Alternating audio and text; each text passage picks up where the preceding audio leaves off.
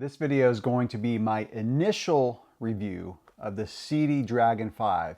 The full name is MTB Dragon 5 SRS Matte. So this particular shoe is one that I just got for mountain biking and gravel riding to replace the Giant Charge Pro. This is an older model of the Charge Pro.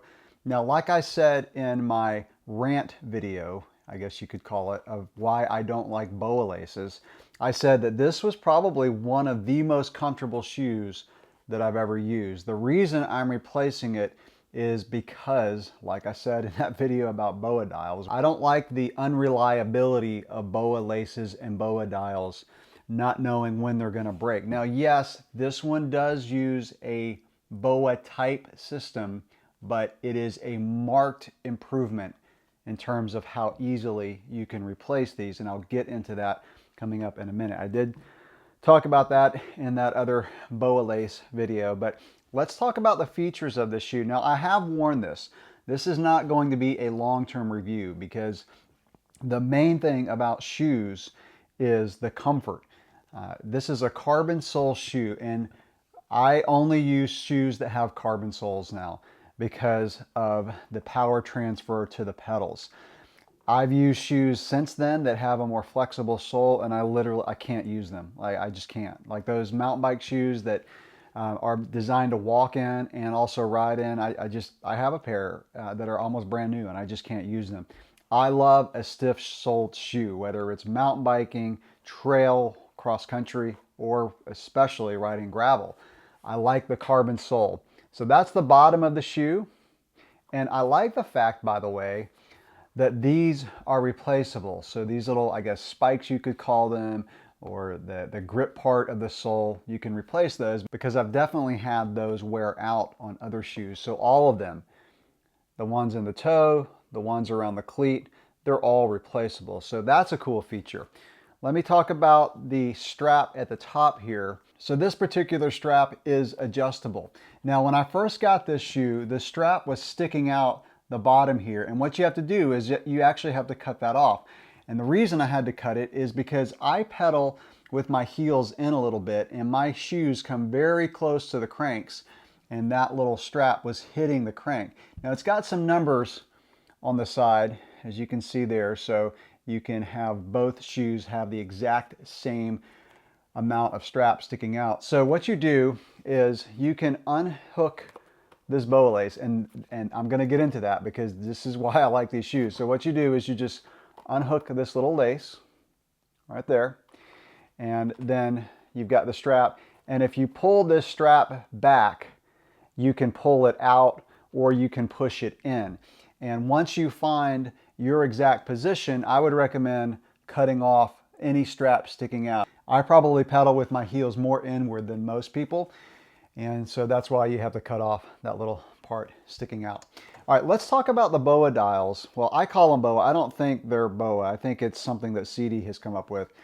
And this is why I really like this shoe so far. And like I said in that video about why I don't like BOA laces, they're difficult to replace. With this one, I'm going to get some extra of these dials. You can go on Sidi's website and you can see that they make the dials for different shoes, different colors, all that. So the way that you replace this dial is there's a little pin, and you just push out that pin. I don't know if you can see it in the video, but you would just push that out, the dial pops off, put in another dial, and push it back in, because these are mountain bike shoes.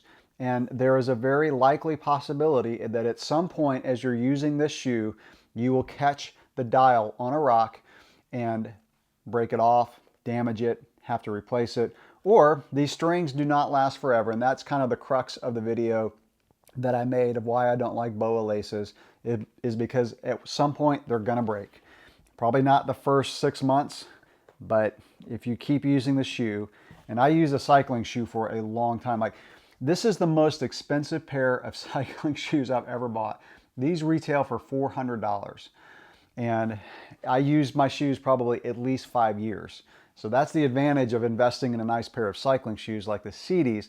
Now, I've heard that Sidis are the most comfortable cycling shoe you can get. I've had a pair of Sidi motorcycle boots back when I used to ride street bikes, but this is the first pair of Sidi cycling shoes that I've used. So I'm really looking forward to the long-term comfort of these shoes. Now let's go back to the way this system works. So it's pretty cool. So what you do is when you're ready to tighten the dial, you push down on the red little button there, and then you just turn the dial, and that's how you tighten. And then when you are ready to release the dial, so when you're done with your ride, it's got these little tabs here, so that would be down, by the way, of course, when you're riding. And then when you're ready to release, all you do is you push these in, and then you can pull, and it's very smooth. These laces, you can't really tell in the video, but they're not the kind of like fishing line material of some of the older. This is more of a wire. And of course, this is probably a wire, but it's got some kind of more texture to it. So I'm hoping this is going to be more durable. Now, even though these are easy to replace, I'm really hoping they last for a long time. Again, that is probably my favorite feature. It's the reason I got this shoe.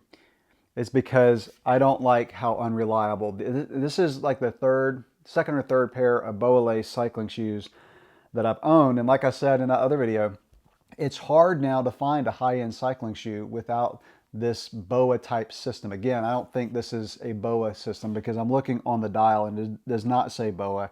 I think this is Sidi's own patent. I like it. I like it a lot. So as you can see on the shoe, there are two of those.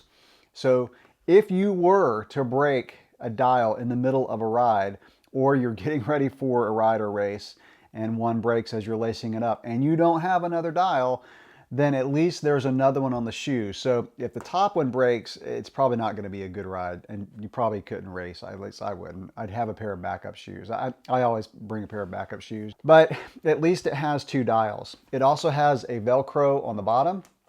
Now, with the Velcro on any kind of shoe that I've used, the Velcro is something that I don't adjust after the first ride. So you get it adjusted, and then all you're doing to lace up the shoes is turning the dial. So again, push the button down, turn the dial for both of them, and you tighten the shoe. A few more features of the shoe. It does have a reinforced toe. It's kind of a plasticky, rubbery type material that gives reinforcement to the shoe, because since these are mountain bike shoes, you will hit these on rocks at some point. There is some ventilation in the tongue, so it's got that kind of mesh that allows airflow through the tongue. And like most cycling shoes, especially mountain bike shoes, it's got a plastic reinforced heel. Now this particular heel is not adjustable. Some Sidi shoes do have an adjustable heel. This one, as far as I know, is not adjustable, but that's not a big deal. I've never needed an adjustable heel on my shoe.